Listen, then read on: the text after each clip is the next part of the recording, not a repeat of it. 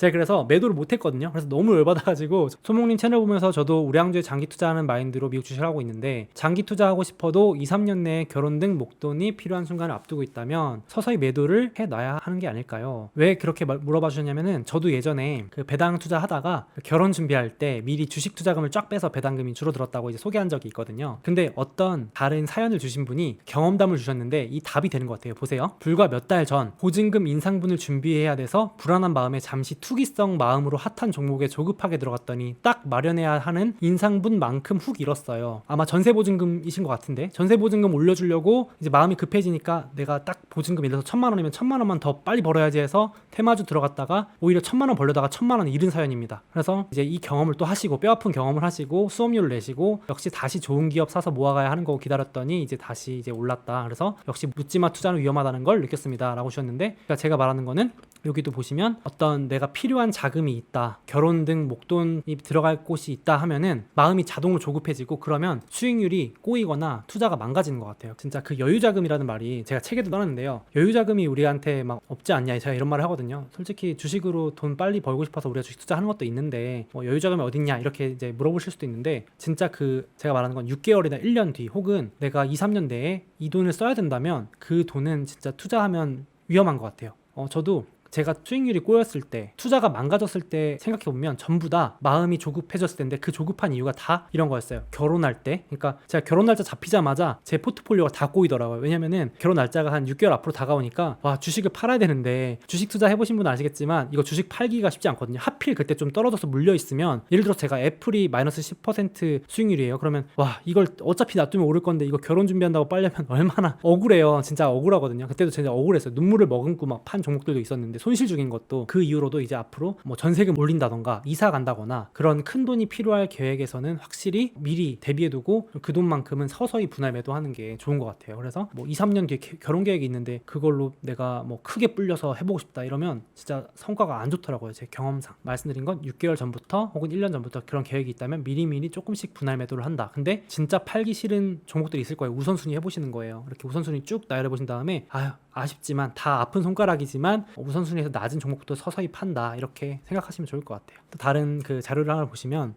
마음이 조급했던 그 사례인데, 혹시 작년에 투자하신 분은 기억하실 텐데, 혹시 빅히트 환불 신청 사건 혹시 아시나요? 작년 10월인데요. 이게 참 웃으면 안 되는 사례랄까요? 되게 그런 건데요. 한국 주식 사례인데 결혼 자금으로 이제 투자했다가 환불 안 되냐고 해가지고 그때 작년 기사가 많이 났었는데, 제가 이게 너무 인상 깊어서 그때도 캡처를 해놨었는데, 작년에 방탄소년단 그 소속사 그 빅히트인데 지금은 아마 하이브라는 이름으로 바뀌었을 거예요. 근데 상장하자마자 작년에도 주식이 핫했기 때문에 그냥 투자하면 전부 다 오르니까 주식 투자 안 해보신 분이 처음으로 이 빅히트 엔터테인먼트 방탄소년단이라고 하니까 투자를 하신 거죠. 그것도 큰 돈을. 그래서 결혼 준비금을, 그쵸, 큰 돈이 중요한 게 아니라 결혼 준비금을 이제 불려보려고 그래서 하는데, 상장 이후 나흘 연속 하락, 그러니까 30만 원대 진입했다면 40% 손실 이러면서. 근데 웃긴 게 그로부터 어떻게 됐는지 아무 기사가 안 나오던데, 재밌는 게 이 30만 원에 사서 그때 난리 났을 때가 딱 그 막 13만 원, 14만 원이거든요. 거의 반토막 났을 때. 사실 5월 30일 오늘자 제가 딱 찾아보니까 결국은 다 거의 다 회복했어요. 지금 26만 원, 29만 원까지도 갔었더라고요. 그러니까 30만 원을 샀다가 딱 한 6개월만 그냥 없는 셈 치고, 만약에 여유 자금이었으면, 그리고 애초에 이 주식을 그냥 단기 관점으로 안 봤으면 이렇게 빠졌어도 결국 지금 다 회복 거의 다 했잖아요. 그러니까 더 빠졌을 수 있지만 이 주식에 믿음이 있는 분이었다면, 혹은 조급하지 않게 결혼 자금 같은 걸로 투자 안 했다면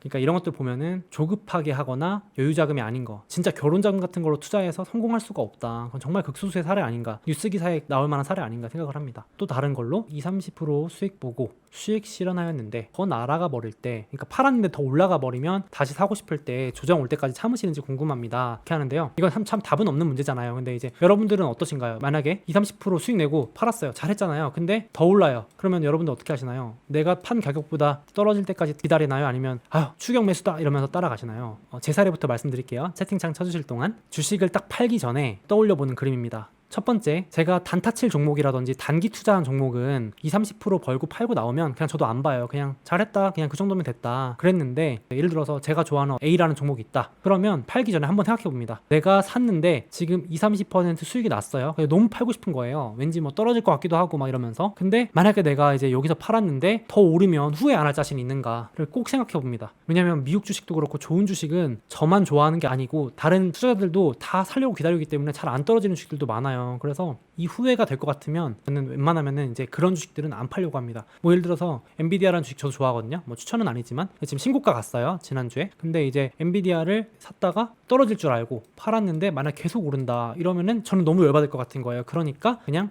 그런 좋은 주식은 팔지 말자. 떨어지고 더 사는 한이 있더라도 내가 웬만하면 주식을 들고 있자. 약간 이렇게. 맞아요. 채팅창에도 20%뭐 로쿠라는 주식을 2% 먹고 팔았더니 200% 넘게 날아감. 그러니까 그게 너무 후회되잖아요. 20%도 잘 하신 건데 200% 넘게 날아가는 거를 놓친 거니까 좀 아깝잖아요. 그러니까 물론 다시 떨어지는 종목들도 많을 수 있지만 그런 수익이 100% 이상 나는 종목들이 다 그거 만회해 주거든요. 하드 캐리 해준다 그러죠. 끌고 올라가 주거든요. 멱살 잡고. 그러니까 저도 그런 경험들 해봤어요. 저도 맨날 얘기해요. 한국 주식이나 중국 주식 같은 이머징 주식들은 올랐을 때 팔면 또 내려오는 경우도 많더라고요. 변동성이 커서. 근데 저는 미국 주식 좀 오래 해보니까 좋은 종목들은 날아가는 종목들도 많아요. 진짜 결국은 애플 같은 것도 사고 팔고 안 하고 2016년부터 계속 들고 있었으면 몇 배를 벌었을 텐데 라는 생각을 참 가끔씩 하거든요. 그냥 내가 뭐 이렇게 차트 보고 무슨 공부를 하면서 막 뉴스 보고 그렇게 시간 했나, 차라리 그냥 월급에서 얼마씩 모았으면 얼마냐 이런 생각할 정도로 좋은 주식들은 결국은 다 올라가더라고요. 그래서 팔고 후회하는 종목들에 대한 경험을 해보니까 좋은 주식은 확실히 팔고 나서 더 올라도 후회하지 않을 자신 있는가, 좋은 주식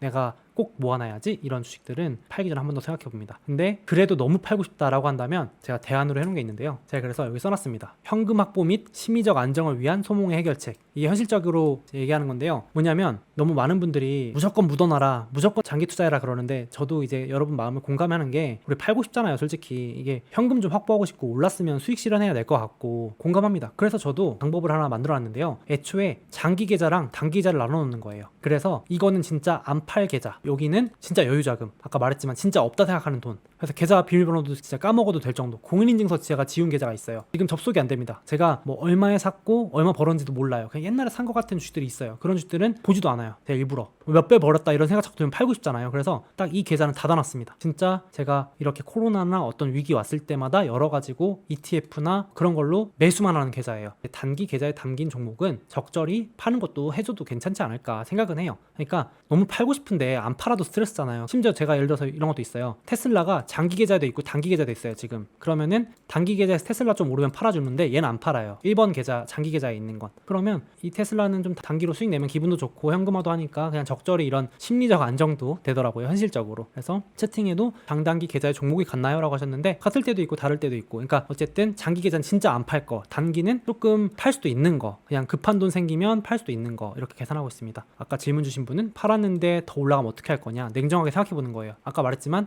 만약에 제가 엔비디아라는 주식이 여기 수익을 내서 팔았는데 더 올라간다, 그럼 이게 딱 봤을 때 내가 이거 지금 괜히 기분 좋게 현혹돼서 파는 거 아닌가, 혹은 이게 지금 과열돼서 일시적으로 더 오르는 건 아닌지 생각을 해봅니다. 그래서 이때 지금 비싸다고 생각되면 당연히 안 사는 거고요. 조정 올 때까지 기다리고요. 지금도 아직도 역시 상승 더 할 것 같다, 이런 기준은 조금 숫자도 보고 차분하게 앉아서 리포트도 보고 공부 좀 해보면서 판단을 해서 이제 결정을 합니다. 이거는 뭐 답은 없으니까요. 투자 관련해서 고민되는 거 말고 재밌는 경험담 있으면, 어이없게 돈을 잃었다거나 운 좋게 돈 벌었다 이런 거 있으면 제가 경험담 좀 달라고 말씀드렸거든요. 근데 많은 분들이 주셨는데 제가 그런 것도 이게 주제에 맞게 소개할 건데, 그 한 분이 되게 재밌는 얘기 해주셨어요. 작년에 증권사 이벤트 같은 거 하잖아요. 막 신규 계좌 이벤트 한다 그래서 계좌 개설을 한 다음에 어떤 한 주식을 사셨는데 한 주만 샀는데 그게 17불인가 그랬대요. 17불인가 그랬는데 아니 이거 최저 수수료가 있어가지고 수수료가 7불인가 되는 거예요. 이제 원래 한 주에 17불짜리인데 7불이 더해서 24불짜리가 계산된 거죠. 너무 열받아가지고 그 증권사 이제 안 본다 그러면서 계좌 닫아놨는데 이번에 사연 보내려고 열어보니까 뭐 50 몇 %가 올라 있더래요. 그러니까 어이없게 증권사 덕분에, 만약에 그 최저 수수료가 아니었으면 벌써 파셨겠죠. 그러니까 그 최저 수수료 때문에 수수료가 비싸서 오히려 열받아서 안 판 웃긴 사연이었는데요. 제가 그 비슷한 사례가 있어요. 보시면 작년부터 투자하신 분들은 혹시 기억하실지 모르겠는데 여기 보시면 동학개미, 서학개미 엄청 늘어나면서 과부하에 걸린 증권사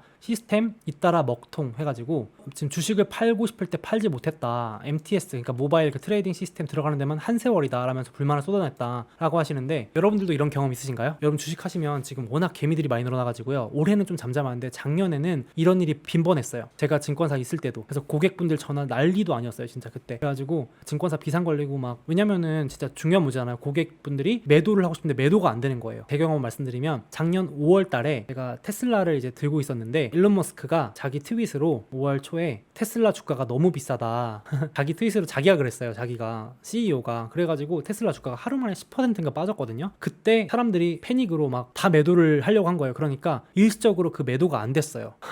제가 그래서 매도를 못했거든요. 그래서 너무 열받아가지고 제가 증권사 직원이지만 저도 한 명의 고객이잖아요, 그렇죠, 여러분? 그래서 그러면 저는 바로 녹화합니다. 화면 녹화하시죠, 여러분. 핸드폰 켜가지고 이거 지금 매도 안 된다고 이제 따져야 되니까 증거를 남겨야 되니까, 그렇죠? 그래가지고 못 팔았거든요. 와, 진짜 이거 피해 보상 얼마냐 막 이러면서 했는데 그 다음 날부터 다시 막 오르는 거예요. 그래서 저는 그 증권사 먹통 덕분에 뒤로 쭉쭉 올라가지고 더 많이 벌었던 기억이 나요. 그러니까 어떻게 보면 이게 참 웃긴 얘기인데, 뭐 물론 결과론적인 얘기지만 더 떨어졌을 수 있는 거니까. 근데 어떻게 보면 너무 우리 지금 쉽게 매매하는 이 시스템 덕분에 수익 더 낼 수 있는 것도 못 내는 것도 있지 않은가, 약간 그런 생각이 듭니다. 저 여러분들도 그런 경험 있으시죠?